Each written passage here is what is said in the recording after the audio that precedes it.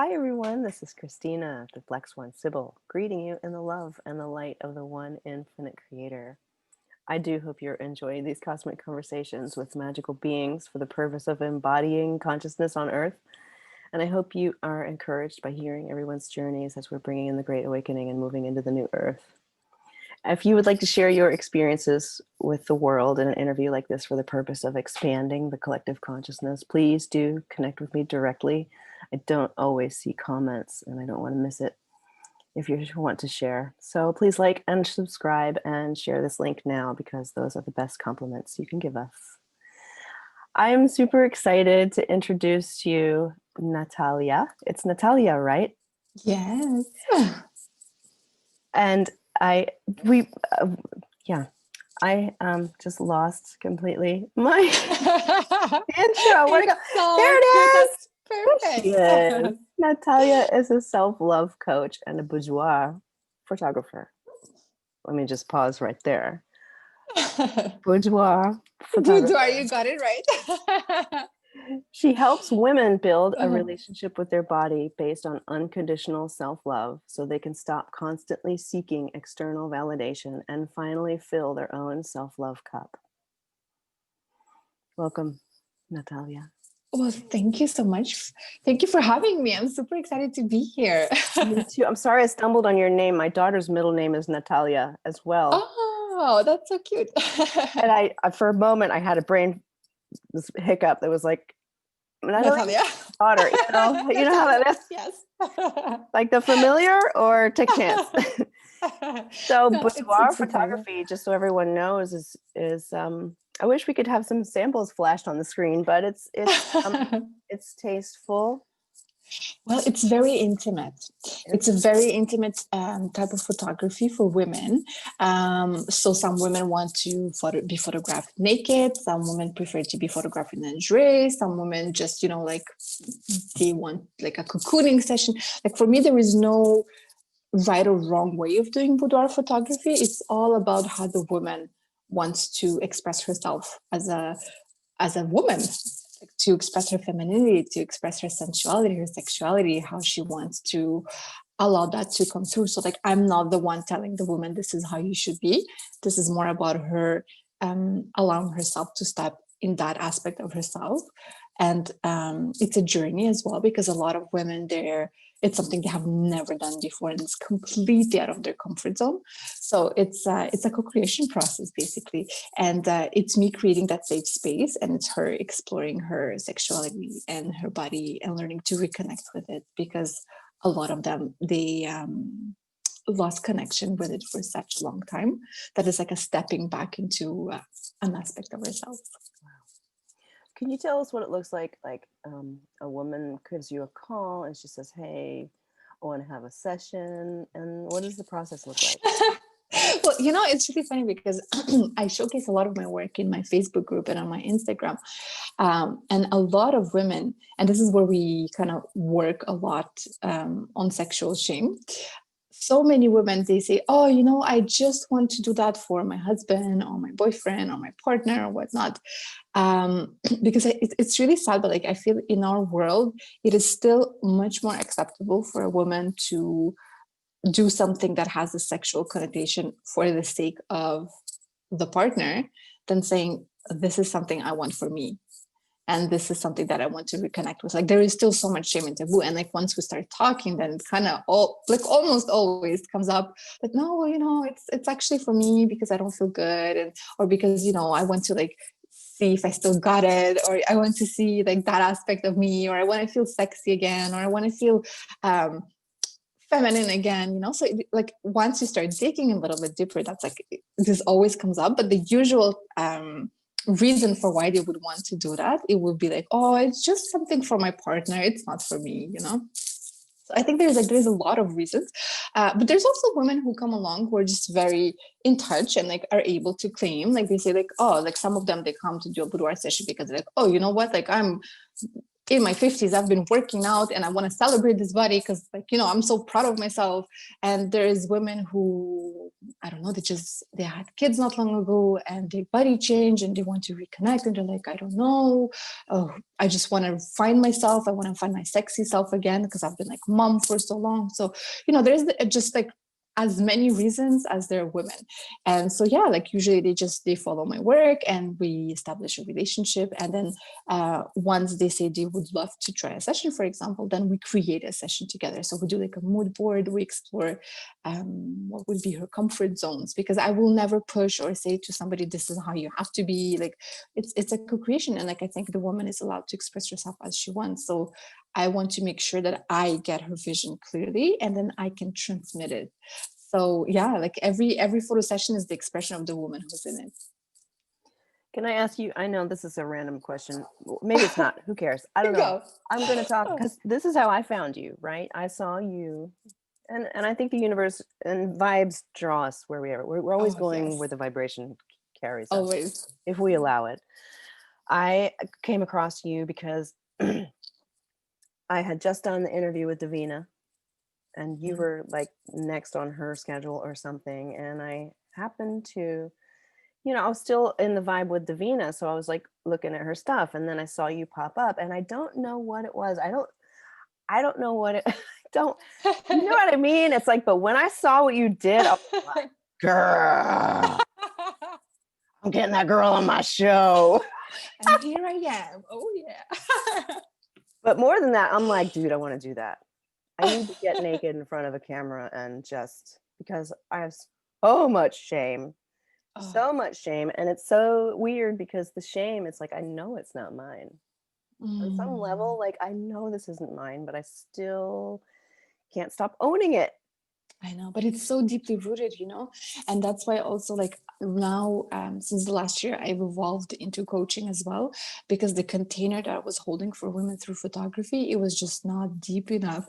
Like every time like a woman would come, there was just so much more thing to be held that I just could not do it like in a 1 hour session, right? Like of photography. Like there is just so much deeper need. And even the sexuality, like for me, when I started boudoir photography, it was a journey for me because I realized how much shame I had. Like the first time I had a woman in front of me to photograph, like all this programming came up and it was like, oh my God, what am I doing? There's like a half naked girl in front of me. And like, I felt the, like, the patriarchal programming in my head, like waving its finger, like, no, no, no, you should not be doing this. This is, good girls don't do that. Like, what's wrong with you? And I was like, whoa, I thought I worked on my sexuality. Where does this come from?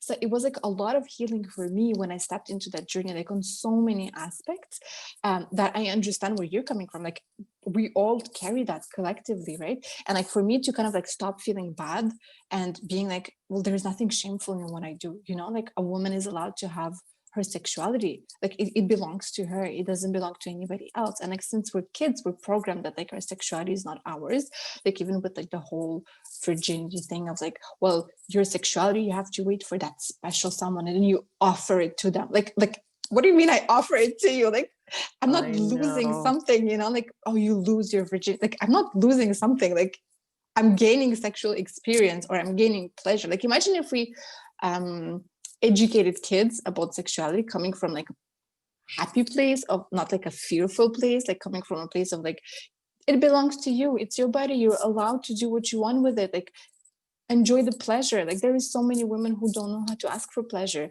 they don't know how to experience pleasure, they don't know how to accept pleasure because we're never taught to open ourselves up to accept pleasure. Still, I'm with my twin. I've been loved now for the first time in my life and we're still working on it. It's so deep, I can't even. It's very deep.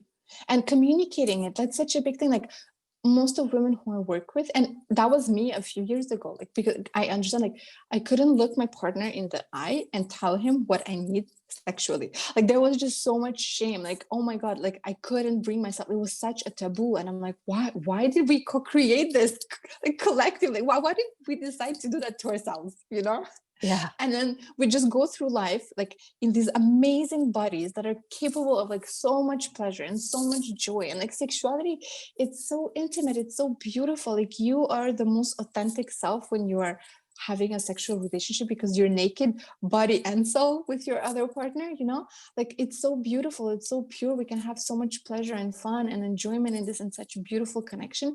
And we kind of like forgot about this. And we created this, I don't know, story where this is dirty and shameful and forbidden. Like it's forbidden. Like you shouldn't be, it's almost like you shouldn't be enjoying yourself, you know? Yeah. So especially for women, like women, we believe that we are there for the pleasure of the partner. So many women I work with, they don't know how to ask for pleasure because they're always in a state of performance.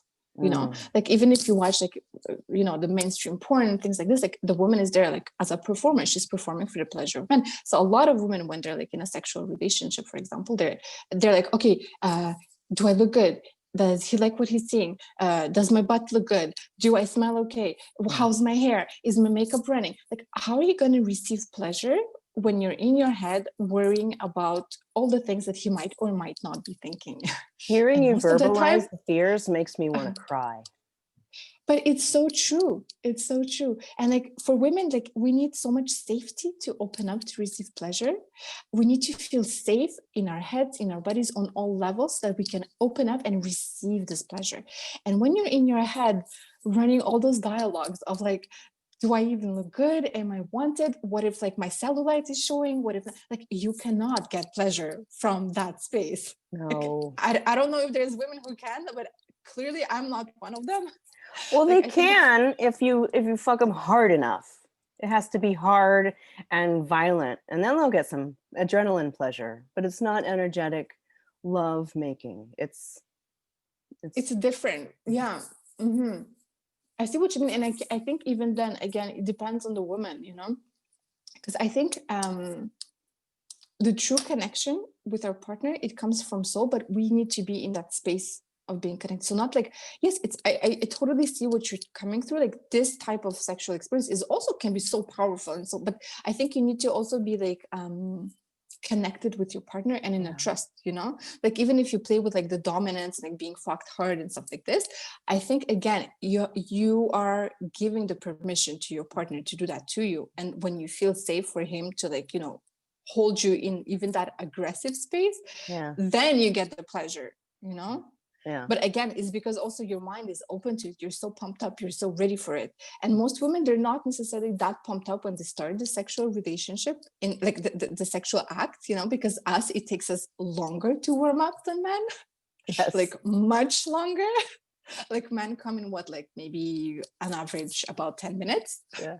Like 2 or 3. Women, yeah, it could be, you know, like less than 10 minutes. Women, we take at least 15-30 minutes just to get juicy, you know. Yeah. So and the thing is that what happens is that a lot of women also don't climax from just internal penetration. So then, you know, there's like all those things. Like, first of all, there's the shame, there's the taboo, there's the inability to speak our truth, to speak what we desire, to speak what we need. Then there's a lot of women who actually never played with themselves and they don't know what they need, because again, there is so much shame. And like even our yonis, like if you don't see them, if you don't know what's there, then it becomes kind of like mysterious and scary, and you don't want to go there, you know. So like they have a lot of fear to go and touch themselves and explore themselves. So, and on top of this, there's like this timing difference that we have between men and women. And then like also like you don't necessarily climax from internal penetration. So what happens at the end is like, I don't get pleasure, I don't know how to talk about it, and maybe I'm the one who's broken because we don't have another model, you know. So it kind of like reinforces the cycle of not speaking up because you feel that there is something wrong with you. And like, okay, maybe it's not. And on top of it, let's add another layer, you know. Women, we are so taught to be caregivers and like protectors and that like we're afraid to shatter the ego of the men. So we're like, oh, you know, I don't want him to feel hurt or like that he's not good enough. So I'm just gonna not say anything. You know, everything that you're talking about, it's all checked the box. It's true. How do we get beyond that? Girl. I think a lot of it starts to reclaiming our sexuality. So it's understanding that like you are a sexual being and you're allowed to be a sexual being, and there is nothing wrong with that, you know. And that's a big process, and it doesn't have to happen in one day, but it's slow little things that you can do to kind of start creating space for your own sexuality. So for example, you can do boudoir sessions or you can start exploring your body, just like, you know, it doesn't have to be like in a sexual way, but our bodies are designed for pleasure. Like there is so much pleasure potential in our bodies and we just don't explore it. So I think like one good thing you could do is like create a sacred practice around that, you know, like set intentions and create some space in your life, maybe once a week or once a month or whatever feels like comfortable to you, and say, okay, you know what, like the next hour or 20 minutes or whatever feels good to you, this is going to be just for me to reconnect with me, you know. And what I think is one of very good practices you could do is, especially if women never done that before, is use a mirror and just look at yourself.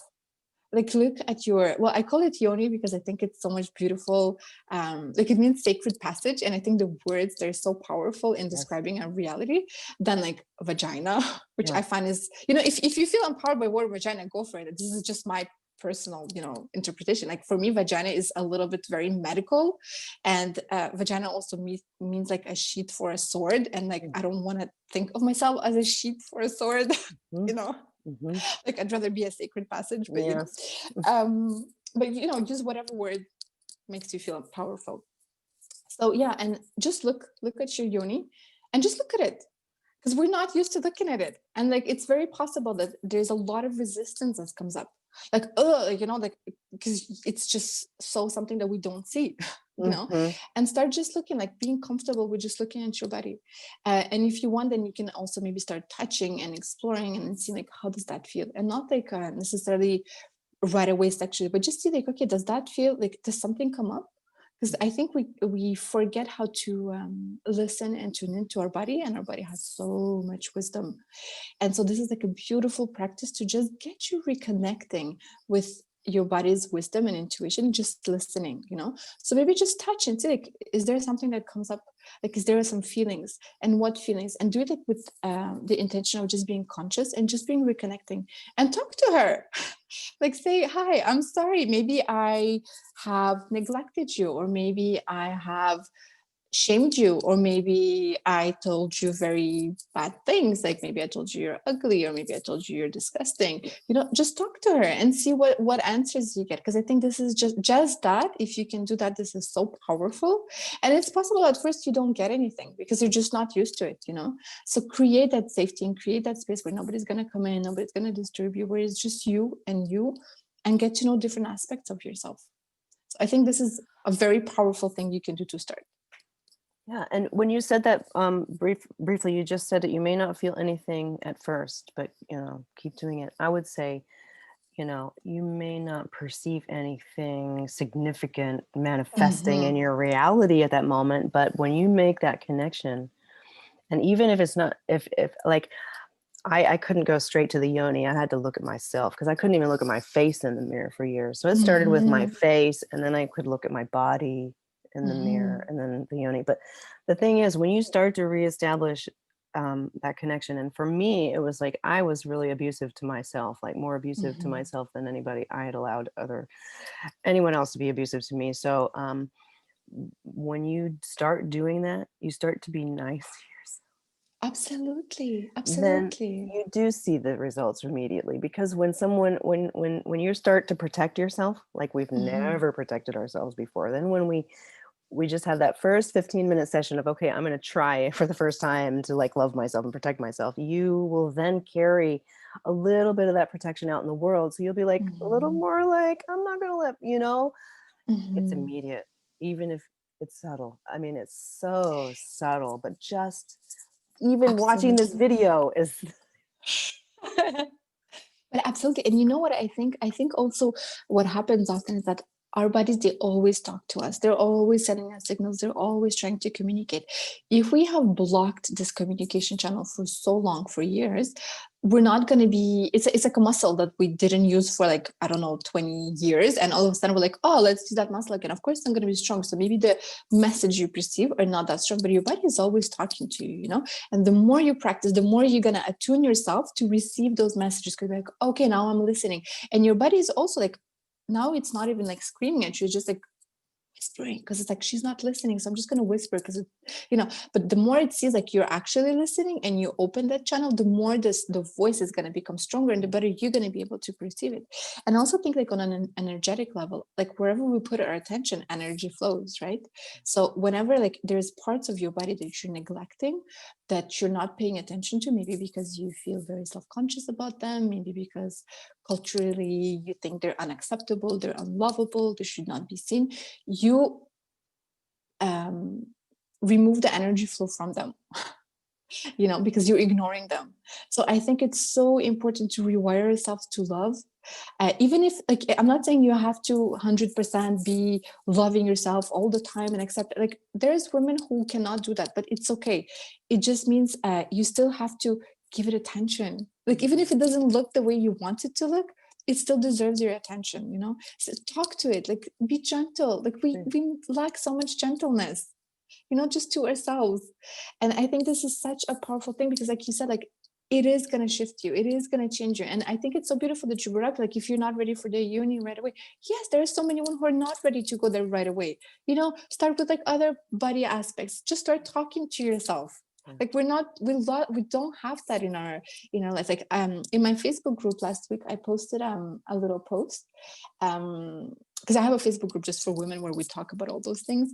And the question was, how often do you tell yourself, I love you, in a week?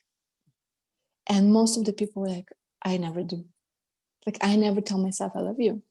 Yeah. But I tell to everybody else. Of course. And it's so simple. Like, it's just take 1 minute to say, I love you. Yeah. And we are the most important person to whom we can say that, because we are the pillar of everything else in our life. Of our children, of our partners, of our friends, of our family, of everybody. We are the one who is creating this family, creating this life. So if we don't love ourselves, then our pillar is not strong enough. Mm-hmm. So we need to fortify the pillar first. Like, you know, in the airplanes, when they say mask first, yes, like, put on your mask first. Right. That's so deep. There's so much to be said about that, you know. I mean, another thing that I did, you know, I'm 40 at the moment, 7. I'll be 8 next month, but it took me 43 years. Me too, by the way. Really? My birthday is next month. Yeah. Happy birthday. I was going to say, girl, don't tell me you're going to be 48 next month. 37. Getting there. I would just melt it. No, I think go ahead. No, go ahead. No, I think we have to also stop, like, being so obsessed about age. Like, who the fuck cares how old you are? Like, you are amazing just being the way you're. Because another post I made, like, not recently, it's like, you know, people were telling me, oh, you know, you look younger for your age. And then I was always like so excited. I was like, oh yeah, yay, thank you. And then at some point I was like, why am I excited? Right. Like, what's wrong with my age? Because don't you know, society loves pedophilia. Yeah, and I'm like, it's like, okay, like, it's good to be youthful. I understand, like, you know, it has a lot of, you know, you have energy and but I mean, okay, maybe I'm also very energetic at my age. And what's wrong with my age? And if I was like 10 or 20 years older, what would be wrong with my age then? Like, nothing. Like, whose standards am I excited about, you know? So like, It really made me think. I'm like, why are we so excited? Oh yeah, because you know what? Women's worth for so long was tied to her sexual availability to men. You know, that like, as soon as, like, so when we say, oh, you know, you look younger, that kind of means like you still look sexual enough or sexy you still enough. Have value. You know? Exactly, you know. So I was like, wait, I don't want to play that game anymore. Like, I'm just not interested. My value does not reside there, you know. So yeah, so I'm just like, you know, I understand when people tell you that compliment, I say thank you, because I think it's, you know, most of them come from a good place. But that's not something that, you know, makes me flow anymore. I'm like, okay.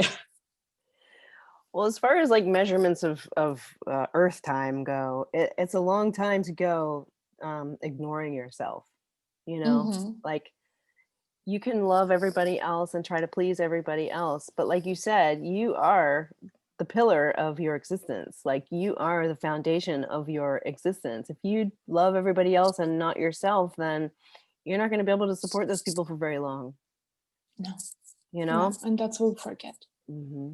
Yeah. So we have to love ourselves, or else we're And it's funny, but we were taught that like loving ourselves is selfish or narcissistic. or narcissistic, Mm. And so many women that I work with, I'm like, okay, like, why don't you like you make yourself priority? Why don't you love yourself? Like, well, it's selfish. Yeah.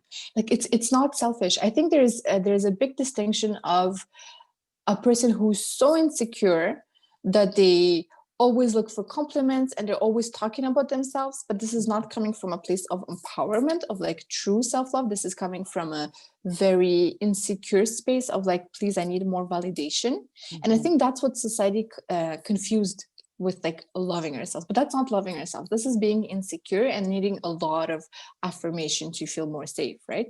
Like a person who truly loves themselves, they understand that they are worthy. They're Mhm. worthy of a better life. They're worthy of more love. They're worthy of more abundance. And they understand that everybody is worthy. It's not just like about me, me, me, me, me, me. Because when you're coming from a place of love, of abundance, of true internal power, you also recognize that in everybody around you. You Mhm. see their worth as well. When you don't see your worth, it's very hard for you to see the worth in somebody else. When you Yeah. don't see your love, it's hard to like mirror that to somebody else because you're not connected to it, right? Yeah. So I think there is a very big distinction between the two. And the traditional, like, oh, she's so selfish because she just loves herself, like that's not true. Right. That's really not true. I think we need to remember that we need to make ourselves priority, because when we are so deeply aligned, we're in a space of true self-love, we're also in alignment with our soul, and this irradiates everywhere, Mm. and this activates other people, because other people look at you and they're like, whoa, she's doing that, can I do that? And they're Right. like, wait, maybe I can do that. And then imagine if we just like activate each other, Yes. so amazing. Like I think we could literally transform the world, but it starts with you. Like you have to become that. You have to become that self-love. You have to become that self acceptance. You have to realize it's like we are playing small. We're keeping ourselves small, and we're the only ones who are doing that. Like nobody's doing that for us. We decided to put ourselves in a prison, and like I'm holding the key in my hand, but I'm like, I'm just gonna stay in the prison because Yeah. everybody around is in a prison, right? Right. So yeah, so I think it's important, because the moment somebody walks out of the prison, it's like, forget that, I'm not gonna stay in this prison. Then everybody's like, wait, am I allowed to get out of the prison too? Exactly. So yeah, so it's self-love is like, I say the self-love is the basis of everything. Yes, I totally agree. I have a question for you. Have you ever done groups of women? There's a thing. We have a lot of animosity between us as sisters. How do you think we can Mm, heal our sisterhood of women out of this that's such a beautiful female? question. Yeah, it's I call it the sister wound, where we like hurt each other and we don't trust each other, Yeah, and we sister go into blister. this, and we go into like this space of competition between Mm. women, because that's what we've been told, that we need to compete. um I hold sometimes women's circles, and I also do like sometimes some full moon circles for women. Hold on, my earphone fell. So I think the basis again is coming back to self-love, because when you are fully aligned with your soul, when you are exactly where where you're going, you're like, okay, this is so soul aligned for me, this is my mission, I know what I'm doing, I feel loved, I feel the love of the universe, you open yourself up and you feel the support coming through. So you don't even need to compete with the other woman, because you are so full already. Like we compete when we feel a sense of lack. Like if you're in a state of abundance, there is absolutely no need for you to compete with anybody, because there is enough for everyone. So like why would you compete, when you're so full of everything, you're so full of love, you're so full of joy, you're so full of you know of life. Like, you don't see the need to compete. We compete when we feel there is not enough. So there is not enough pretty to go around. She's prettier than me, so maybe she'll get more attention. So then I need to bring her down. Like, no, when you are so full, you don't need to bring anybody down. You see their greatness, you see their light. You're like, oh my God, like I see your light and I have my light. How cool is that? Like, let's light together, you know? So I think the healing has to start within. Yeah. Because once you heal that within you, you see the greatness reflected in the other person, and you are so happy reflecting that back to them. And the person is like, oh my God, like you are reflecting me my greatness and I'm reflecting you your greatness. And this is such a beautiful way of interacting and being in the world versus being in a state of competition. And I think so many women are awakening into that. I think they feel called to that because I don't know, I just feel like by nature we're just so much more collaborative, you know, and like there's just, we want that, we crave that, like we forgot that, and just we have that in us. It's just a question of like, heal your wounds and you'll be able to activate it in other women, and you will not come from a place of lack. Mm-hmm. That's so beautiful. Everything you say, I'm like, yes, yes, put it out there. I think we need to remember this collectively, and I think we need to have more of those talks. So that, because I think, you know, when you hear those things, it kind of resonates because our soul always knows, and our soul will let us know, like, yes, this is what I want. So when you hear a truth, like I call them like universal truth, you know, like your soul is like, yes, girl, this is where I want to go. Because I remember like maybe when I heard something similar, like maybe, I don't know, 10 years ago, and I wasn't in that space yet. I was still in a space of competition, you know, and I heard it and my soul was like, yes, yes, this is what I want. This is what I crave. This is what I know is true. You know, let's go there. Let's bring that. Let's create that. And I think like that's how you activate each other. Like you just speak it up, you know? So thank you for providing this. Yes. Thank you for accepting the invitation. Because, you know, that's true. And, you know, I recently heard a TED Talk. It was actually JP Sears. Shout out to JP, who I would love to interview. But it's true. It's like when you live your truth and you know, he calls it weirdness, you know, you embrace your weirdness. Other people see that and they say, wow, they're embracing their weirdness. I should do that too. You know, it's like I'm always constantly asking for permission to be, you know, and I've done that my whole life personally, but now I'm getting to the point where it's like, you know, I have a voice, I have a lot to say, and I'm getting to the point where I am healing within myself enough to know that when I speak my truth and it causes other people to react even violently or to attack me and to try and make me feel like what I'm doing is wrong or that I'm doing something bad, I'm getting to the point, I'm not there yet. And that's why I use my ages, because I'm 40, I'm this far along in my earth life and I've been in prison all this time. So like, I didn't get to have, you know, freedom until 43, you know, and that's, to me, that's a long time, but that's okay because I gained a lot of information while I was in there. But the answer, the secret to anyone else who is ready to get out is, you know, this is what we're talking about. It's do the thing. It's, you know, how many of us are like, yeah, I wish I could get out. You have so many excuses, a fucking million reasons not to, you know? Yeah, yeah. You're never But you gonna know, get permission. You got to give it no. to yourself. Oh my God, yes. You have to give yourself permission. And I also think, I think it's always so perfectly divinely aligned, because I think you will give yourself permission when your soul is ready to get this permission, you know? So like I know some women who are in their early 20s and they're already so free and so out there. And I know women who are like in the 50s and the 60s, they're just discovering, they're like, oh my goodness, like I am allowed, I can do this. All my life I've been taught I cannot do this, you know? So I think it doesn't matter. I think like life is a journey and we came here to explore, and there is no good way or bad way. There is no like you're ahead or you're behind. No, you are exactly divinely, purposefully where you meant to be. This is your soul's journey and you got everything you needed to get and you're going exactly where you need to go. And I just think you just need to trust. You need to trust that. You need to trust yourself, and you need to trust that you're always guided. Like I think we're always guided. Like it's not by chance that I met you and that we're now co-creating this. And I don't know who else this message has to reach, but I'm sure it will reach whoever it has to reach, you know? So I think it's always perfectly aligned. So you're in France. So if I want to come Yes. down to France, we're going to have to do some work on the internet together, and then I'll make an appointment. We'll come down to France, take some pictures, take our clothes off. That's how it goes. Right, right. And the other way around. Sorry. I'm sorry. You know. Anyway, but what about women in America? How do they, are there boudoir photographers all over the world? Yes, there are boudoir photographers all over the world. It's actually much more developed in the States and in Canada than it is in Europe.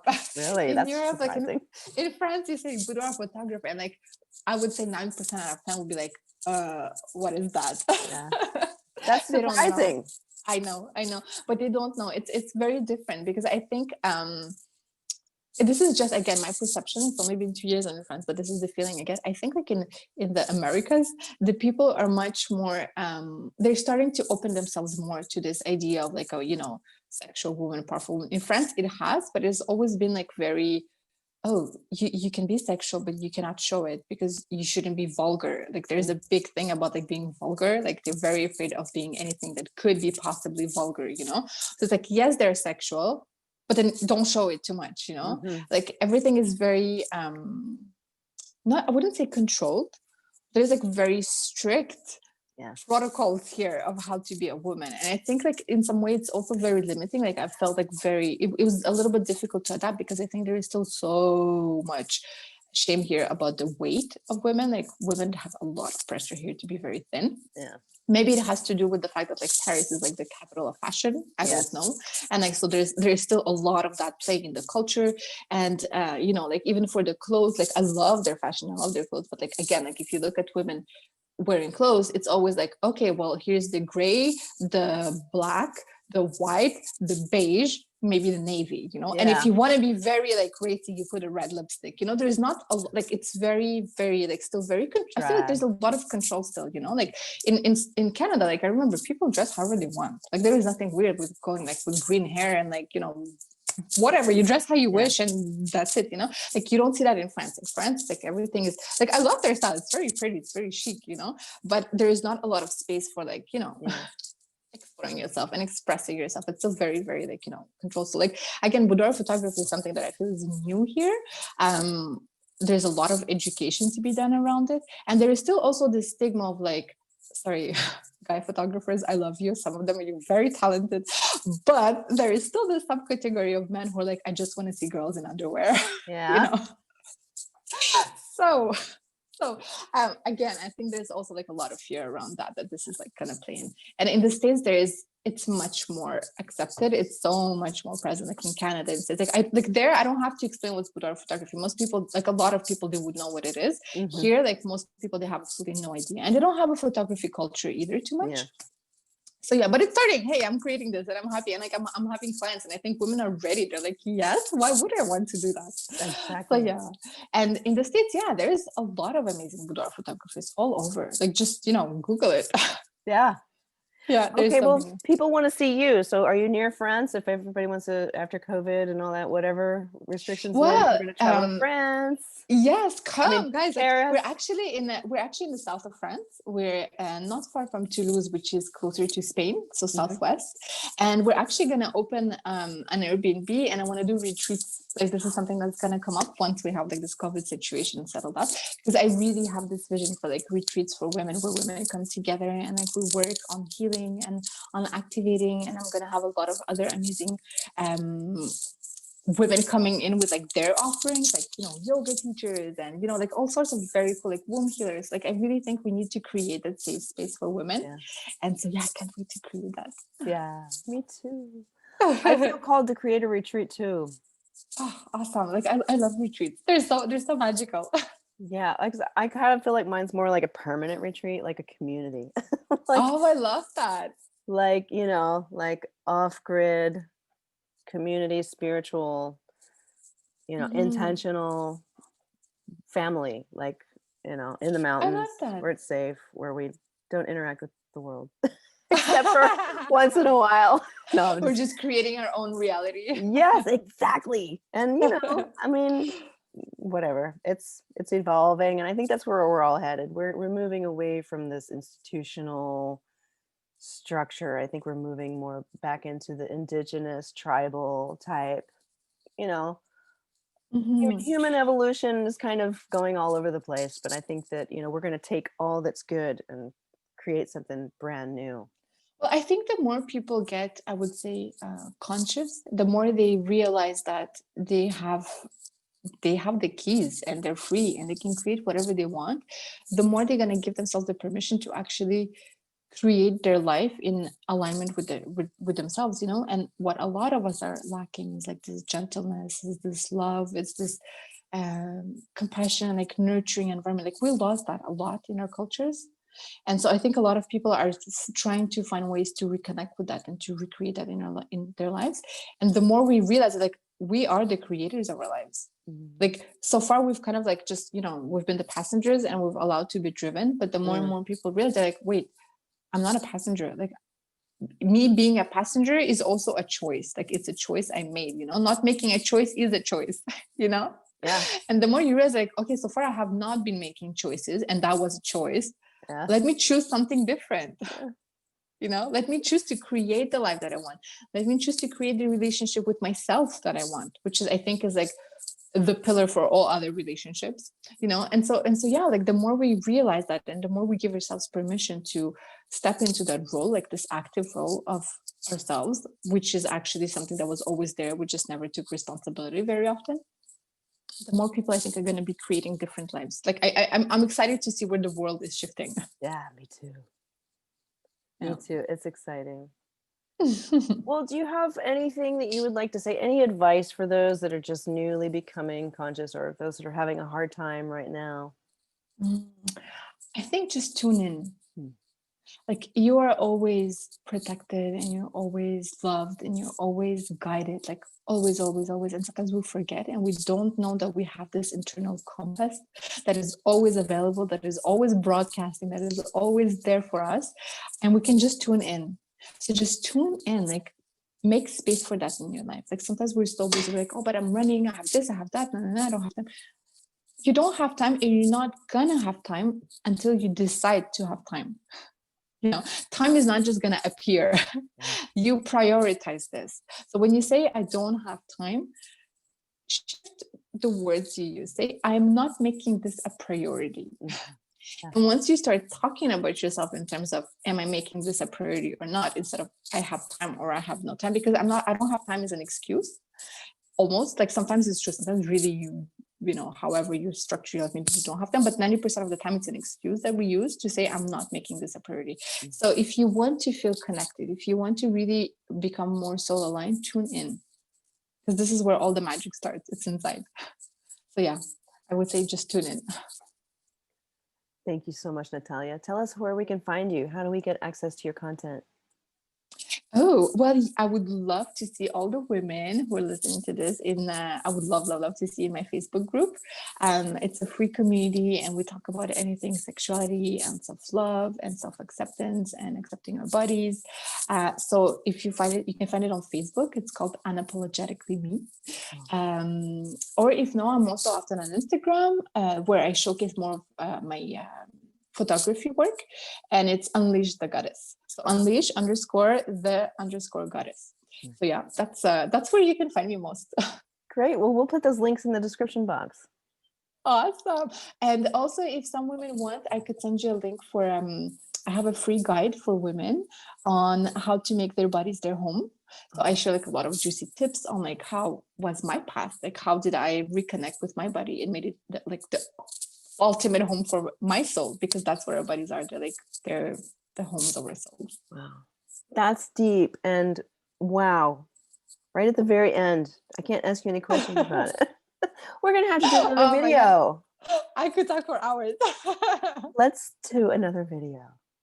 I will be very, very honored. So in the meantime, I'll thank you for joining me, and thank you everybody for watching. Well, thank you so much for having me here, and I'm super excited we got to co-create this together. Yeah, we did.